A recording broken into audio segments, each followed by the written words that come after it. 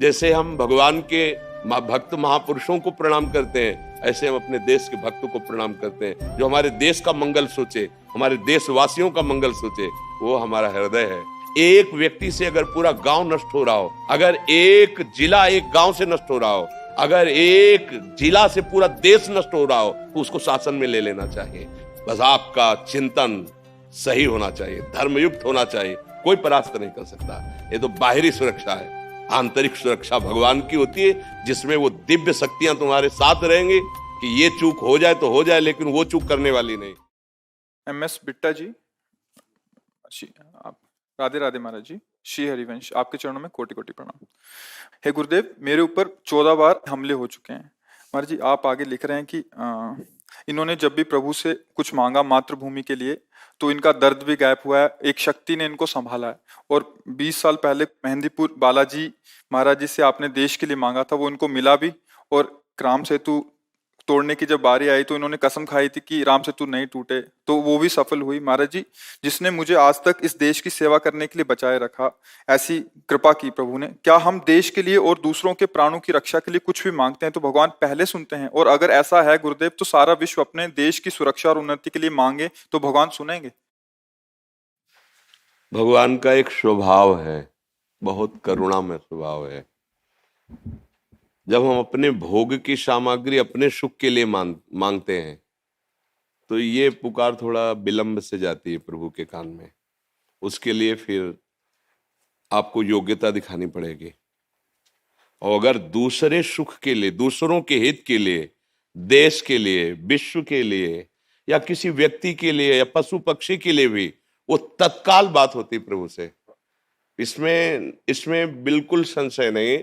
जब हम अपनी वासनाओं की पूर्ति की मांग रखते हैं तो थोड़ा विलंब से बात होती है, क्योंकि इसमें अज्ञान से उसी जीव का पतन है जो अपने भोगों के लिए मांग। लेकिन जो देश के लिए और दूसरों के, उसको अलग से भक्ति करने की जरूरत नहीं है। जैसे एक ऋषि मुनि को परम पद मिलता है, ऐसे इस देश भक्त को भी, जो अपने देश को भगवान का स्वरूप मानकर और देश की प्रजा को भगवान की सेवा मानकर करता, उसको अलग से कोई साधना करने की जरूरत नहीं। उसकी वही गति होगी जो एक महात्मा की गति होती है। क्योंकि जैसे अर्जुन जी कह रहे मैं संन्यास लूंगा, और भगवान कह रहे तुम्हें युद्ध करना है। कह रहे ना, आताताई आतंकी दुष्टों को तुम विनाश करो जो अधर्म में चल रहे हैं। संन्यास लेने की जरूरत नहीं, इन अधर्मियों का विनाश करो, और जो हमारे धर्म से चलने वाले असहाय जन हैं उनकी सहायता करो। अगर उनकी सहायता में प्राण भी चले जाते हैं तुम्हें भगवत प्राप्ति होगी। परहित सरिस धर्म नहीं भाई, पर पीड़ा सम नहीं अगुभाई। जो दूसरों के हित के लिए कोई भी पीड़ा उसे परास्त नहीं कर सकते। ये निज अनुभव, ये कहूं खगेशा। जैसे काघभूषुंड जी गरुड़ जी से कह रहे कि मैं दूसरे की बात नहीं, मैं अपने अनुभव की बात कह रहा हूं कि यदि दूसरों के हित के लिए तुम्हारे मन में बात है तो कोई भी परास्त नहीं कर सकता। रोग शोक शाप ताप दारुण दुखहारी, कोई भी तुम्हें साप देकर नष्ट नहीं कर सकता। कोई रोग तुम्हें परास्त नहीं कर पाएगा, कोई भी बाधा तुम्हें गिरा नहीं सकती, क्योंकि तुम्हारा परहित की भावना है। अगर परहित की भावना है, देखो दोनों किडनी फेल है, अतरे दिन डायलिसिस होता है, और डायलिसिस मैन की हालत क्या होती है वो तो जो उनके ऊपर बीतता है। लेकिन अगर ये कुछ प्रक्रिया आप देख रहे, 1:30 बजे रात्रि से यहाँ की दिनचर्या शुरू होती है, ये केवल इसी से है कि हमारे देश के प्राणी ये समझें कि विषय भोग अधर्म पूर्वक करने से तुम्हें कभी शांति नहीं मिलेगी। धर्म पूर्वक विषयों का सेवन करो, दूसरों को सुख पहुंचाओ। तो मेरे अंदर उत्साह आ रहा है, मेरे अंदर बल आ रहा है, मैं आपसे बात करने के लायक सामर्थ्य पा रहा हूं। कौन दे रहा है? प्रभु दे रहे हैं। नहीं हालत तो जिसे आपके इतने बार शरीर की ऐसी अव्यवस्था, और इस पर भी आपका जोश कि हमारा देश सुखी रहे, हमारा देश ऐसे निर्विकार भाव से रहे कि परस्पर सुहृदता बढ़े, मित्रता बढ़े, भाईचारा बढ़े। ये छोटी छोटी जो मेड़े बीच में बन रहे हैं ये सब हट जाएं। हम एक घर के जैसे परिवार के अलग अलग कमरों में रहते हैं, ऐसे क्यों नहीं रह सकते? एक बहुत बड़ा घर है, उसका नाम भारत है। ये जो अलग अलग प्रदेश और ये जिला बने हुए हैं, ये हमारे अलग अलग उसी बड़े घर के छोटे छोटे घर हैं। हम कोई भी कपड़ा धारण करें, कोई भी भेष धारण करें, हम एक ही के बच्चे हैं, दूसरे के नहीं हैं, हम सब भाई भाई हैं, अलग अलग कमरों में रह रहे हैं, एक ही पिता की संतान। ऐसा क्यों नहीं समझते? कौन सा ऐसा धर्म है जो दूसरे का अहित करके पुष्ट होता हो? वो धर्म नहीं, वो अधर्म है। इसलिए जैसे अपने शरीर का एक अंग कोई खराब होकर पूरे शरीर को नष्ट करना चाहे तो उसे हम कटवा देते हैं। अपने शरीर का अंग अभी पता चल जाए यहाँ कैंसर है, आपको कटवाने से कैंसर से आप बच जाएंगे, नहीं तो पूरा फैल जाएगा, तो राजी होकर पैसा देकर कटवा देंगे, आप इसे काट दीजिए। एक व्यक्ति से अगर पूरा गांव नष्ट हो रहा हो, अगर एक जिला एक गांव से नष्ट हो रहा हो, अगर एक जिला से पूरा देश नष्ट हो रहा हो, तो उसको शासन में ले लेना चाहिए, क्योंकि पूरे जीव बच रहे हैं। तो ऐसे ही जो मलिन स्वभाव के, राक्षसी स्वभाव के हैं और ये समझते हैं कि मैं धर्म कर रहा हूं, दूसरों की हत्या करना, दूसरों को पीड़ा देना, दूसरों का विनाश करना, ये राक्षसी स्वभाव कभी धर्म नहीं हो सकता है। इनको शासन में लेना ही धर्म है, इनको शासित करना, इनको दंड देना, यही धर्म है। अगर उसकी हिंसा नहीं होगी तो लाखों को मार देगा वो। हम देश और प्रजा और विश्व शांति के लिए ऐसे अधर्मियों पर शासन करें जो अपनी बात को समझते नहीं है, केवल अपनी मनमानी को धर्म मान करके दूसरों की हिंसा, दूसरों को दुख पहुंचाना, दूसरों को विनाश करना, वो कोई भी हो, कहीं का भी हो, किसी भी धर्म का हो। जो पापी होते हैं, हिंसक होते हैं, राक्षसी होते हैं, वो किसी धर्म के नहीं होते। उनका केवल केवल दूसरों को दुख देना, भयभीत करना, आतंक मचाना स्वभाव होता है। वो किसी धर्मावलंबी नहीं। कोई भी आज तक आचार्य, कोई भी महापुरुष ऐसा किसी भी धर्म की रचना नहीं की जिसमें जो असहाय हैं, निर्बल हैं या जो निरपराधी हैं उनका विनाश किया जाए। नहीं, इनकी बुद्धि भ्रष्ट है। ये शासन के द्वारा ही काबू में किए जा सकते हैं। एक आदमी लाखों को पीड़ित कर रहा है, एक आदमी देश को भयभीत कर रहा है, ऐसा नहीं। और जो ऐसा सोचता है कि इनका, तो मानते हैं, जैसे आपने कहा कि कई बार अटैक हुआ है, मानते हैं ऐसा हो सकता है, पर वो विधान में ही होगा आपके लिए।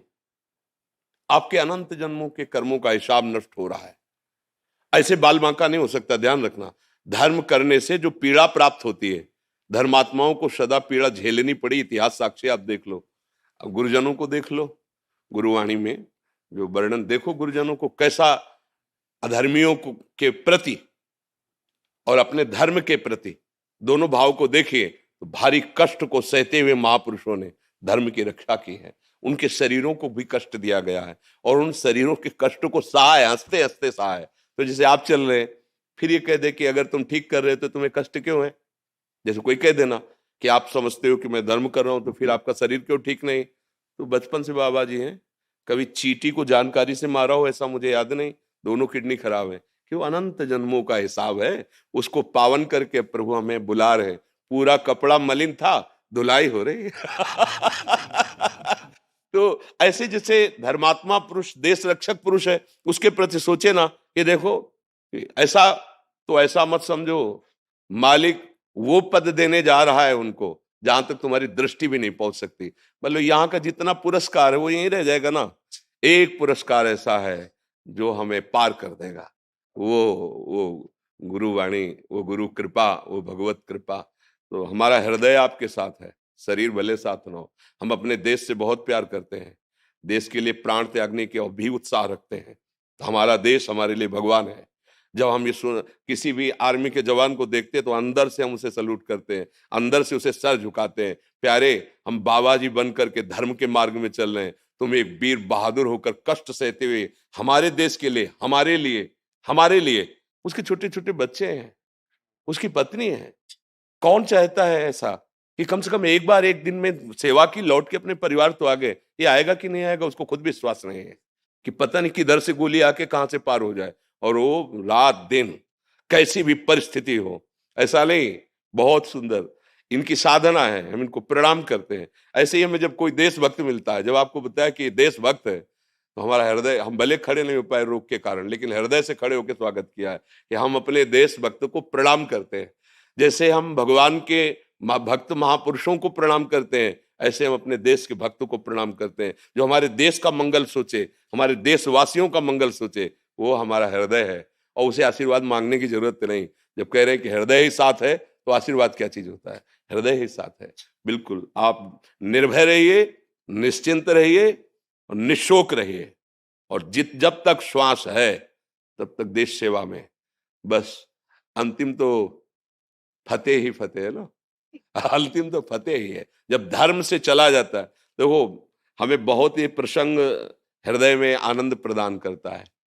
भगवान के पिता का सौभाग्य दशरथ जी को मिला, राम जी के पिता का सौभाग्य ले, लेकिन अंत्येष्टि क्रिया का सौभाग्य जटायु को मिला, दशरथ जी को नहीं मिला। जटायु जी भगवान की गोद में ऐसे शरीर त्याग रहे हैं, भगवान की गोद में, और कह रहे हैं ये मैं कृपा नहीं कर रहा, ये आपके कर्म की गति है, क्योंकि आपने दूसरे की रक्षा के लिए अपने जीवन को समर्पित कर दिया। तात जाओ परम धाम को मेरे। तो ये जो दूसरों के हित की बात है, ये सबसे बड़ा धर्म है।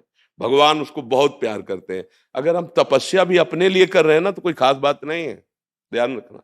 भजन भी अपने सुख के लिए करें, कोई खास बात नहीं है।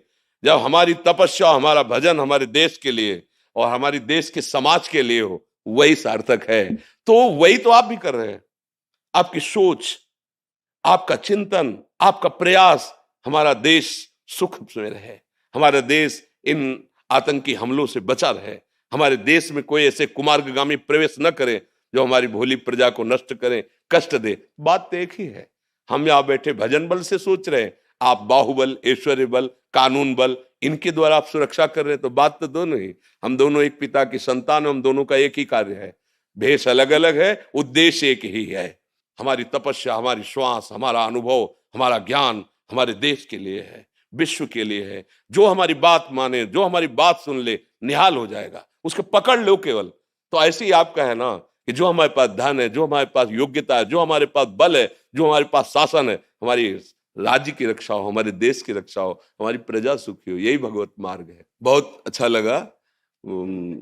बाहरी माला तो नहीं पहना रहे, लेकिन हृदय की बात कह रहे, हम बहुत आदर कर रहे हैं। हाँ, आप बिल्कुल निश्चिंत रहिए।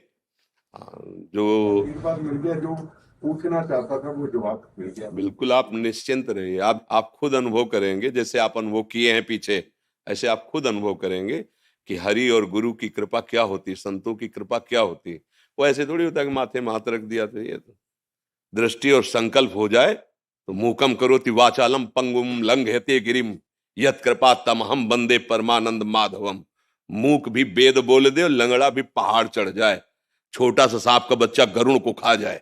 ये कृपा जो है, जो गुरु कृपा, इस कृपा, हाँ, छोटा सा सांप का बच्चा जो 1000 फण वाले को भी एक क्षण में चीर दे, वो गरुड़ जी, और जो गरुड़ को खा जाए छोटा बच्चा, इसे भगवान की कृपा कहते। कुछ दुर्लभ नहीं, बस आपका चिंतन सही होना चाहिए, धर्मयुक्त होना चाहिए, कोई परास्त नहीं कर सकता। ये तो बाहरी सुरक्षा है, आंतरिक सुरक्षा भगवान की होती है, जिसमें वो दिव्य शक्तियां तुम्हारे साथ रहेंगी कि ये चूक हो जाए तो हो जाए, लेकिन वो चूक करने वाली नहीं, क्योंकि पहले से जान रहे वो क्या सोच के आ रहा है। इनको तो क्रिया दिखाई देगी और वो सोच देख रही, सोच। जब दुर्वासा जी ने अपना मंत्र बल प्रकट करके अम्बरीश जी को दंड देना चाहा, निरपराध अम्बरीश जी को, तो अम्बरीश जी को भी पता नहीं था कि सुदर्शन चक्र हमारे पीछे है। तत्काल सुदर्शन चक्र प्रकट हुआ, कृत्या को नष्ट किया और दुर्वासा को त्रिभुवन में दौड़ाया, क्योंकि वो भी तपस्वी थे ना। तो मारा इसलिए नहीं कि तुम भी भगवान के मंत्र से सुरक्षित हो, पर देखो हम तुम्हें जलाएंगे, कहीं ठौर नहीं मिलेगी। त्रिभुवन में ठौर नहीं मिली, लौट के अम्बरीश जी के पैर में पड़ा आके, तभी वो सुदर्शन चक्र शांत हुआ। तो ये कोई भूल न करे कि मान लो आप गृहस्थ में हो, धर्म से चल रहे, अरे ये क्या, नहीं नहीं, यही भूल हो गई थी दुर्वासा जी को कि मैं तो वलकल की लंगोटी लगाता हूं, धूप का रस पीता हूं, ये चक्रवर्ती सम्राट राजा रानियों के बीच में रहता है, ये मेरी बराबरी का नहीं। नहीं, उद्देश्य, खास बात उद्देश्य, भेस लाई उद्देश्य। अगर दोनों का उद्देश्य एक है तो एक पैंट शर्ट में, कुर्ता पैजामा में भी महात्मा है और एक विरक्त में भी महात्मा। और उद्देश्य बिगड़ जाए तो भेष में भी उद्देश्य ना होने पर सब पाखंड नाटक हो जाएगा। ये अरे आप बस खड़े खड़े धन्यवाद।